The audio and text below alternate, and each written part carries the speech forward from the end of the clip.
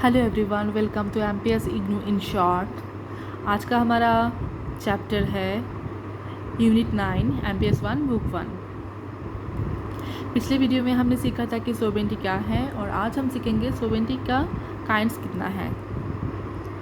So real and titular sovereignty हम जानेंगे।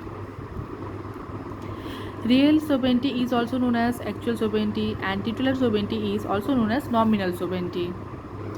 हम रियल सोवेरेंटी को एक्चुअल सोवेरेंटी के नाम से जानते हैं एंड टिटुलर सोवेरेंटी को नॉमिनल सोवेरेंटी के नाम से भी जानते हैं।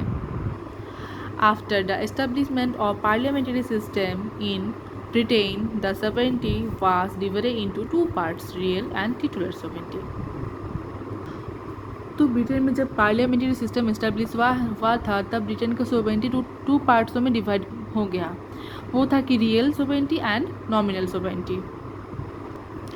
But before the parliamentary system in Britain, the whole power was in the hand of king. तो ये था ना, जब पार्लियामेंट्री सिस्टम ब्रिटेन में नहीं था तब जितना भी पावर था वो किंग के हाथ में था। And the king was most powerful person in the country and he can exercise all the rule and loss. तो किंग था ना, तो किंग सबसे पावरफुल पर्सन था ब्रिटेन में और वो जितना भी रूल्स एंड लॉस था वही सब एक्सरसाइज करता था। But after the establishment of democracy and parliamentary system the Kings power was transferred and the parliament become supreme. और जब ब्रिटेन में डेमोक्रेसी एस्टेब्लिश हुआ था तब किंग का जो जितना भी पावर था वो कहाँ चला गया? पार्लियामेंट के हाथों में, और तब पार्लियामेंट सबसे शक्तिशाली बन गया। However, the English people always love and respect their king and they always obey king's rule and order. लेकिन उसके बाद भी जितना भी इंग्लिश पीपल था, ब्रिटेन के जितना भी लोग था, वो लोग अपने किंग को हमेशा लव एंड रिस्पेक्ट करता था और किंग्स का जितना भी रूल्स था वो सब कुछ मानता भी था। The power of the king was transferred into an institution called crown. जो पावर किंग का जो पावर था वो किसके हाथ में चला गया? क्राउन के हाथ में। उसको हम क्राउन बोल सकते हैं, क्राउन के हिसाब से जानते हैं, ठीक है। The monarchy in Britain still exists and the power was exercised in the name of king or queen, but the real sovereignty was crown. मतलब क्राउन के हाथ में पावर चला गया, उसके बाद भी किंग और क्वीन था, तब भी किंग और क्वीन था और उनका क्या था, जितना भी पावर था उन किंग और क्वीन के नाम पे बनाया जाता था, लेकिन असल में सब कुछ चलाता था क्राउन।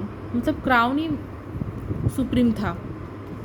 मोनार्की सिस्टम किंग और क्वीन तो बस ऐसे नाम का था, लेकिन जो मेन पावरफुल इंस्टीट्यूशन था वो था crown. The same distinction was formed where the parliamentary government was formed. मतलब जहाँ भी पार्लियामेंट्री गवर्नमेंट फॉर्म होगा वहीं पे सेम ही डिस्टिंक्शन आपको देखने को मिलेगा। जैसे कि इंडिया में the president is the titular sovereignty and the real sovereignty is the prime minister and the cabinet. India में क्या है ना, प्रेसिडेंट को हम क्या बोलते हैं? टिटुलर सोवेरेंटी के हिसाब से हम साइड में रखते हैं, लेकिन जो असली पावरफुल इंस्टीट्यूशन और पावरफुल इंसान है वो कौन है? Prime minister and the cabinets. ये आप थोड़ा गौर कीजिएगा, आपको समझ में आ जाएगा।